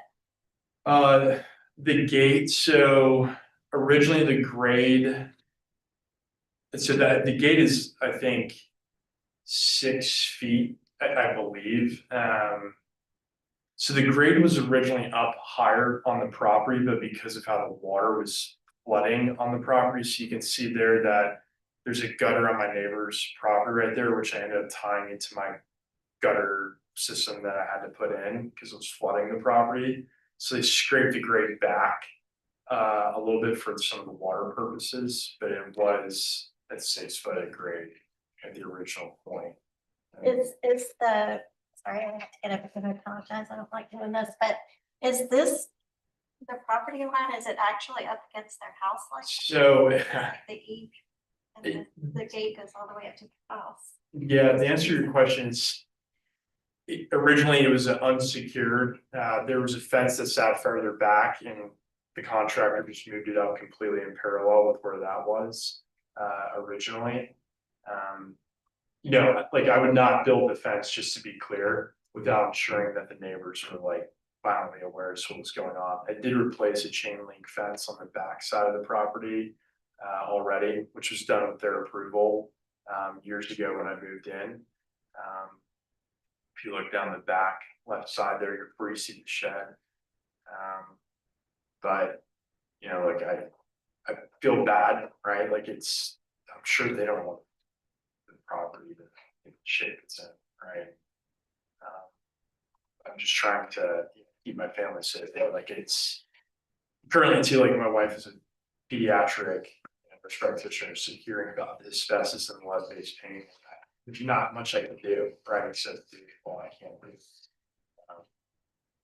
So yeah, that's kind of the story. And again, I would opt into the BAR. I absolutely respect that process. Further than that, and you're more than welcome to make that contingent upon any of the approvals or just in good faith as well. And again, I had the opportunity to own a couple other rental properties I had purchased during my career. Some of them are next to similar types of properties, but there's no safety to kids or children at this point. And so that's really where, if I didn't have a family, I probably wouldn't be on this, right? So. I'll back one more. Do you know, maybe it was an image just looking down the length. Yeah, that was it.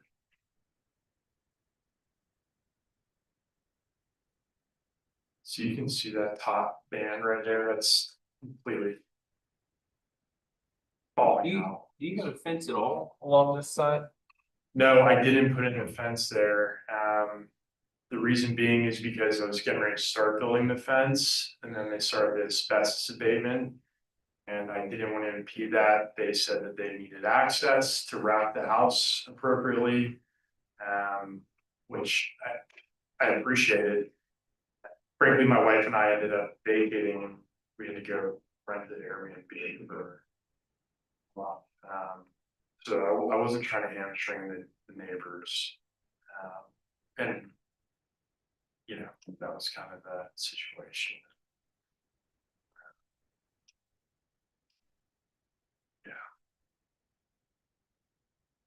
Any other questions on this one? Thank you, sir. Appreciate it. Thank you. Appreciate y'all's time. Discussion.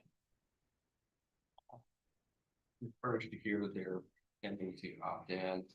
Maybe actually I'll take a question for Mr. McLaughlin. I apologize. Now that you sat back down. What your plan is to opt in and present what you're actually intending to build before BAR, is that correct? Yes, absolutely. So I guess my thought is I want to make sure that does happen because whether it's in recent cases, we've seen some pretty large additions or some buildings and that's horrendous, just to be clear, what you're looking at. Like, I would not do that. It's just, I think the adjacent architect was getting confused along the way. I'm like, I just need to reflect the zoning piece, and that's inevitably what would happen. So windowless extension. Well, and I guess my point being that, in many cases, we've suggested that, or we've required that it go not only before historic demolition or historic materials demolition, but also before the full board for review. And maybe Mr. Sorrell, you could shed some light on that. Would it be, if they present their opt-in design, that would they be held to that design? They go through with it and they get the.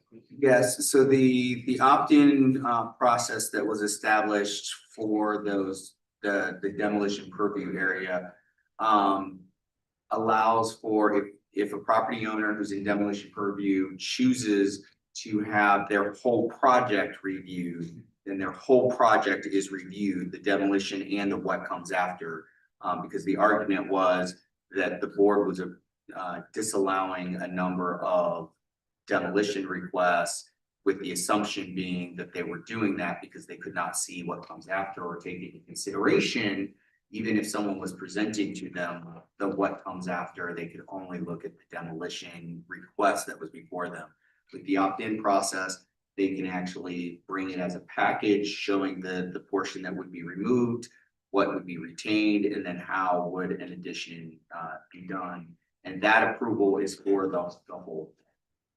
So would it be realistic for us to approve something like this with the condition that it be, that they opt in to BAR for review, or that they submit for BAR for full? So given that the ordinance gives you authority to require them to go before the board. I mean, it's a semantics thing for the applicant because he's already said he's going to opt in. But I think the cleaner thing would be for the board to, this board to require if they wanted a condition, would be that they condition that this go before the architectural review, go before the Board of Architectural Review small. Because that is one of the things that you can do, where it's telling somebody that they're required to do an opt-in process. That feels like that could maybe be a little weird. Okay. Although I'll look to our attorney to see if he has thoughts.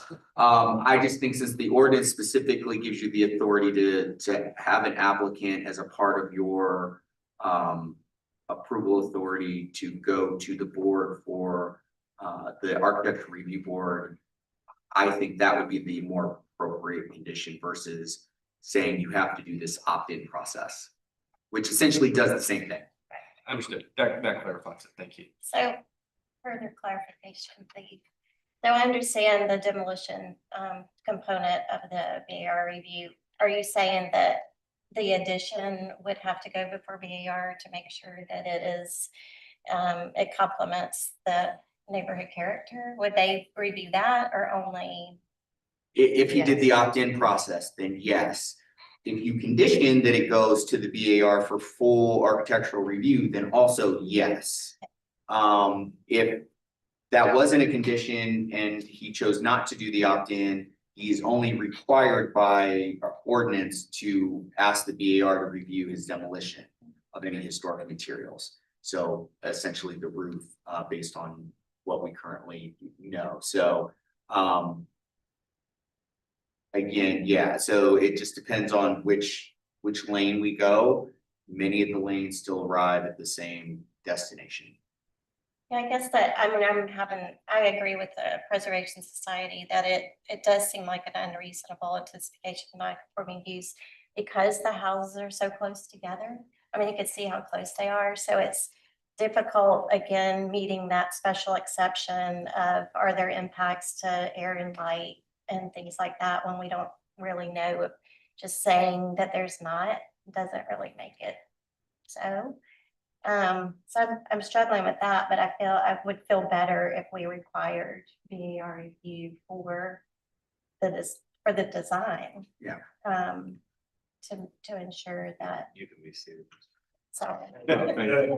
And like I said, part of I did want to be clear, like this is a really good example.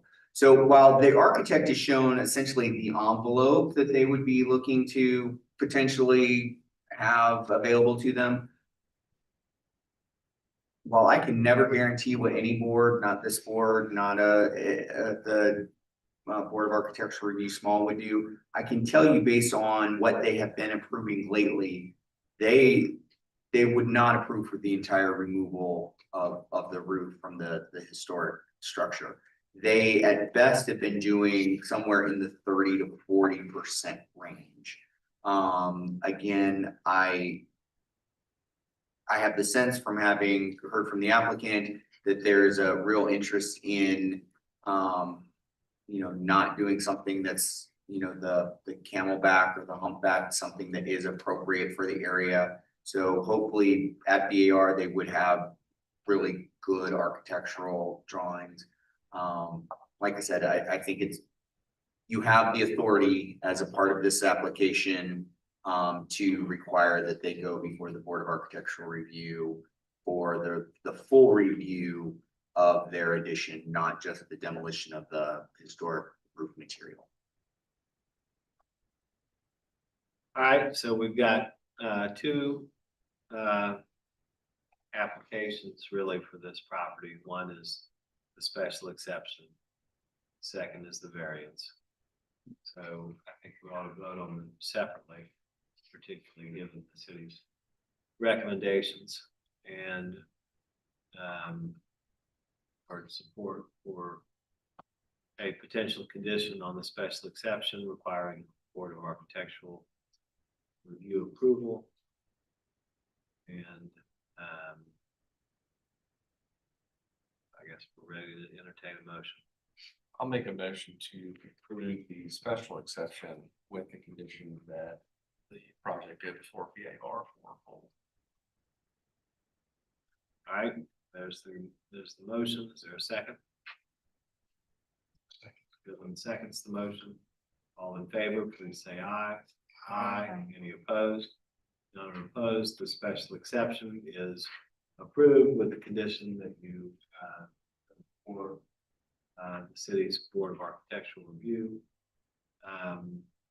The second item is the variance seeking to construct a 9-foot tall fence where 6 feet are allowed. Heard from the applicant owner about the reasons why he is seeking that variance. The city is recommending denial because they can't get to the hardship.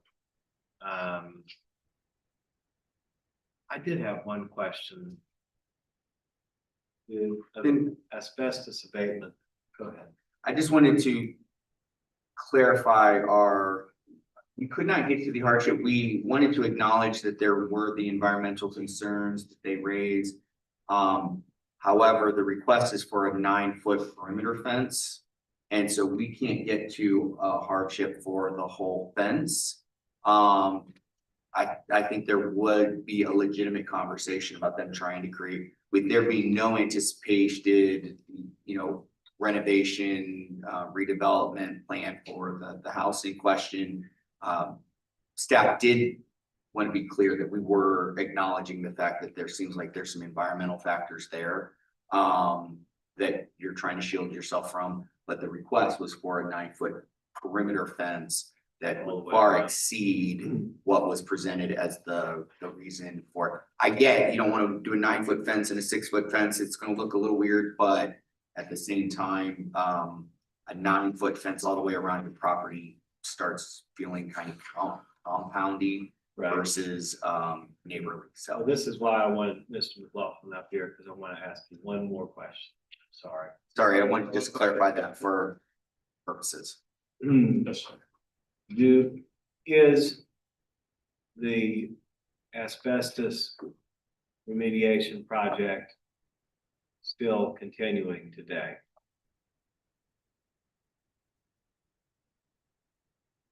From my understanding, it has concluded. However, DHEC's involvement, the whole asbestos opting in, it's very complex from how DHEC can litigate it and intervene, in particular in the permitting process. So there was only the interior side that was tested for asbestos, which is where that took place. The DHEC agent that did come out on several occasions did have reason to believe that the roof could be constructed of asbestos related material. The front roof, there's 2 different types of roofs on there. To show you a picture, there's old tar brushes still sitting on top of the roof. Today, you can see before the chimney stack right there. On the left side, there's old tar brushes sitting up there. So you can kind of see, and that gutter's failing as well right there. Sorry, I didn't get a better picture, but all right. Now, there's a difference, to my mind, between a temporary condition and a variance that would give this property the ability to have a 9-foot fence in perpetuity. Does the zoning ordinance permit any temporary relief from these kinds of conditions? No, so we don't have, administratively, we do not have the ability to say you can put up a temporary fence for 6 months or whatever while this is happening. We do have some things that we have traditionally done as a part of a construction permit, like construction trailer and some things like that, where we have a little flexibility, but absent a construction permit or something to that nature, we do not have any temporary things. As a part of a variance, though, if you were willing to grant it, you could also put a review on it or a time when it would come up for review and potentially be removed.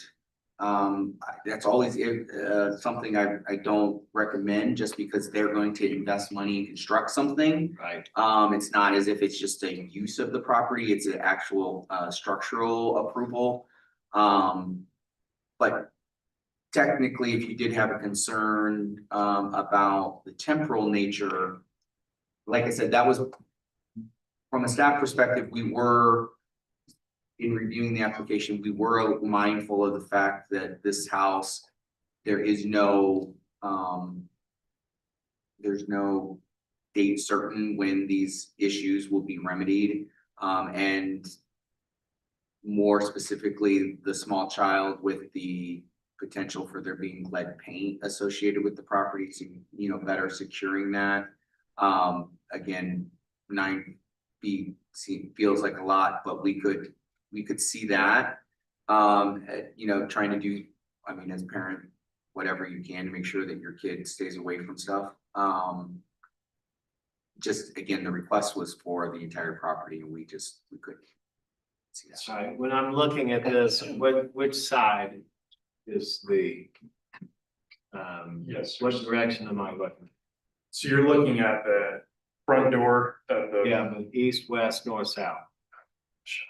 Go back to the thing that I want to clarify, the nomenclature that I used may have been slightly misleading. I did not do a sufficient math key here, but I wasn't necessarily asking for the entire, to have a compound, right? The red line right there, that's really where I was trying to put the 9-foot fence, and then the back side right there on the rear of the property, that they have an adjacent shed there as well, that's floating. So I'm really interested in having the 9-foot fence separated between me and that home. And just for context, that homeowner consortium did ask for a full demolition from the BAR, which was denied. And looked like they didn't want their house set like that, right? So. I guess my concern about the 9-foot fence, well, I have a couple of concerns, but when the house is restored, that 9-foot fence is gonna impede the new owner's windows and, their light, and it just doesn't seem, it's definitely not conducive to the neighborhood, but I guess I wanted to ask the city, and maybe you too, but I'm under the impression that if lead is abated, that they wrap the house for that. I was gonna say that as well. I'm agreeing with you. Typically, any abatement of asbestos, you have to contain it within the site. You can't let it go to other sites. Also, fence, no matter how tall it is, it's not gonna stop anything. It would be a detriment to the character of the district, and I agree with you. It would harm, and what we got going on now in other areas, is people putting up tall fences trying to hide flags and this and that and the other thing. I think you get into that kind of thing when you try to do something like that, so I wouldn't be supportive of the fence. I wanted to ask the city too, can the city require that the windows be boarded? Aren't the homeowners are responsible for boarding up the windows and making sure the house is secure, so nothing's coming in and going out, because I understand your concerns about anyone or anything going in and out the house. Yes, under the property maintenance code and nuisance abatements. Unfortunately, the city's reactive in that, so unless we've received complaints about an unsecured property. And I'm more than happy to take this conversation and relay it to our livability director. But absent complaints about that, and then that begins a process, it's not an immediate thing. And unfortunately, as described, sometimes when we're dealing with a fractured ownership situation, it can take a little while to get those resolved. Ultimately, you then have to take them to municipal court and what have you. But yes, a property owner is responsible for securing their property. That includes, in a situation like this, boarding up accessible windows and doors, and ensuring that it's not a potential public nuisance. And if they don't do it, then the city will come in and do it, right? We work And charge them. We work very, very, very hard to not do that, because the city does not set aside a large allotment for abatements. So we work very hard to try to get the property owner to do that. But in the ultimate situation, we've had a few of these, the city will abate the situation at the end of the day if necessary. I mean, it seems like those steps would be more reasonable than a And then 9-foot Can the city fence. place conditions on a construction permit? Sure, safety of that. And livability can find you. They can Yes. keep finding you to do something. I was at municipal court on Monday, so they absolutely can recommend to the judge fines, and the judge, if they find you guilty, will fine you, and it's a daily offense. Technically, I mean, I don't know that we actually do daily very often, but technically, each new day is a new offense.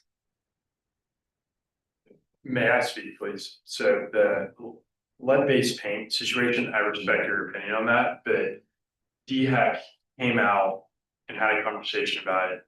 DHEC, the city came out, had a conversation about it. The county came out, had a conversation about it. They have no ability to enforce lead-based paint, cleanup, remediation, or anything of that nature. There's no state statute, there's no federal grant, there's no any recourse besides getting rid of the lead-based paint, which has to be done, and it's several $100,000 from my understanding in order to do that. And look, like, I don't know when their house would be repaired, and I hope at some point it is, right? But like, I can tell you that I have a 17-month-old today and I have another child due in September, and like, those are the facts. And I'm not the guy to call city to, it's just like, I'm trying just to, mind my own business and control things I can. I don't want to get somebody in trouble. So. Mr. Chairman, you had asked, so the view that we were looking at would have been from. We're good. Okay. Go ahead. I was talking to Mr. McLaughlin. Go ahead. Oh, I'm sorry. So you had asked about the direction. So the house, that frontage that we were looking at on the neighboring property is here. So that would be to the west of Mr. Laughlin's property. It'd be the east side of that house. Okay. Correct? Yeah. Direction, correct? Yes. Okay. And I mean, unfortunately, and I'm not trying to undermine any seriousness of the situation, but I mean, all the houses, because of the years that they were built, that is going to be an issue with any of the houses that are, old and needing to be rehabbed if they haven't been completely. And I'm not trying to say your situation's not serious, because I completely understand. We went through the same thing when my daughter was your daughter's age, or your child's age. All right. Further discussion? I think there's a real challenge of trying to impose a sort of yearly annual re-up, having allow structure and then have it come back for annual review. It's a huge burden on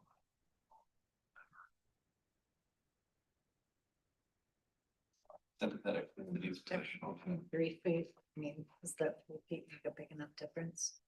Say it again. Does the 3 feet, the difference between the 6 foot and the 9 foot fence make a big difference in this environmental issue? I suspect not, because a lot of times the soil is really where all the lead's based. It's washing off walls, it's in the dirt.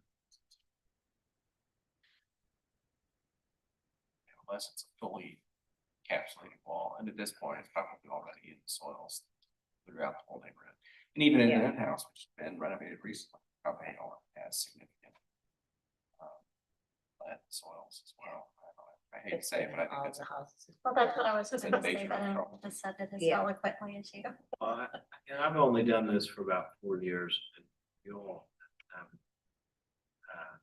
some of you at least, if not all of you, have done it for longer. I don't think I've ever seen a request for a zoning change or variance based upon health safety issues. I haven't seen it. We've seen safety. Not sure that we're really informed. We've had a couple of safety ones, but Okay. not like this type of safety, health related safety issue. Tend to agree that I think it's a little bit outside of our typical purview. Same, yeah, from a health.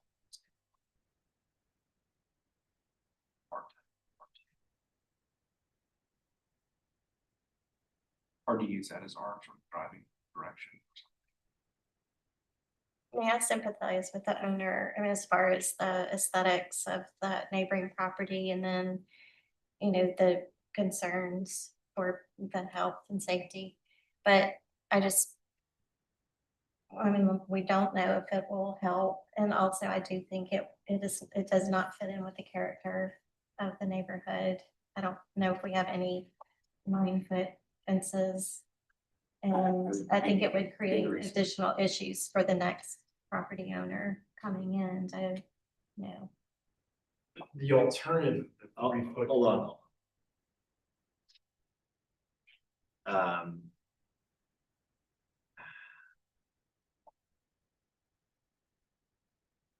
If you want to say another word or two, come on up and speak into the mic.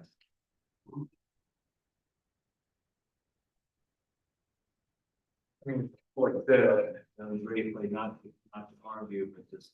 the alternative, Something. I'm not a scientist, right? I'm not here to claim that. I'm a pragmatist. And if there's a delta of 3 foot that can potentially one time. Well, that's the problem, Stop right? things coming out. I mean, Mr. McLaughlin, that's the problem. That's part of the problem is we don't have any facts that would indicate to us that a 9-foot fence would be safer than a 6-foot fence. We have no evidence. We have nothing empirical. We have no study. We have no opinion. We have no report. We have no, nothing to base that off of other than your general feeling that 9 feet might be better than 6 feet. And so we're talking about a permanent condition that we're attaching to the property on a variance based upon a temporary condition next door. And I understand and I sympathize with you. I'm just wondering whether or not we're the right forum to address that concern. I don't really think we are, but we'll make a decision and vote.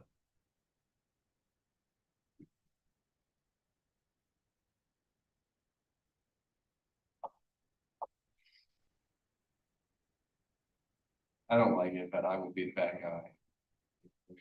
I don't. All right. We've got a motion to deny the variance. We've got a second. All in favor, please say aye. Aye. Opposed, none are opposed. And I would explore any and all alternatives to try to, improve the safety of that condition. But I just we're just not supposed to do that. I mean, you know. I call the and everything. So as mentioned, I will be submitting an email to the Director of Livability and see what we can address from the city side as it relates to the open and unsecured part of it. And then I will mention that you are going to the Board of Architectural Review. As a part of a Board of Architectural Review, they do have in the code, there is some authorization that they have to allow for an increased fence or wall height. It does require them to make a finding of architectural merit, so you have to, I mean, it would be significant things. I don't know that it's a threshold that is ever easily met on a single family residential development. But there is a different avenue for you to request some additional height. I don't know if you can get to 9 feet, but as a part of all of that, talk to your architect. There are some options in code that could potentially allow for some greater than the 6-foot height that the zoning code currently authorizes under a BAR review. And happy to talk about that more if you'd like. Please contact my office and I'm happy to provide some more information on that. So just to clarify, the BAR small is what I would be on. Correct. Yeah, I say BAR because the code says BAR, but we divide them up based on the size of the project between our board for small and our board for large. But yes, the BAR small would be the board that would go with these. For remodel or addition, whatever. All right, thank you, Mr. McLaughlin. I sympathize with you. I just think, you know, if every time somebody came in with a temporary condition trying to get a variance to solve the problem, this wouldn't be a very good place. That's not really what I'm for. So wish you the best.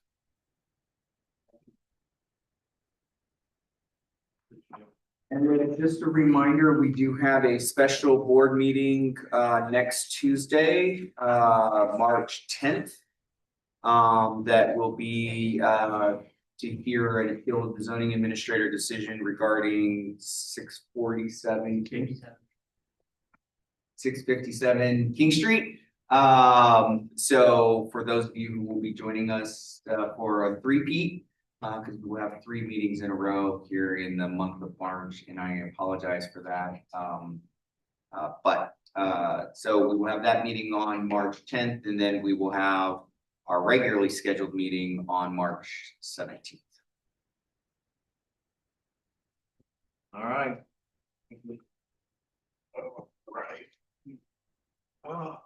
Bill, sorry, we're Oh, that's all right. It's embarrassing.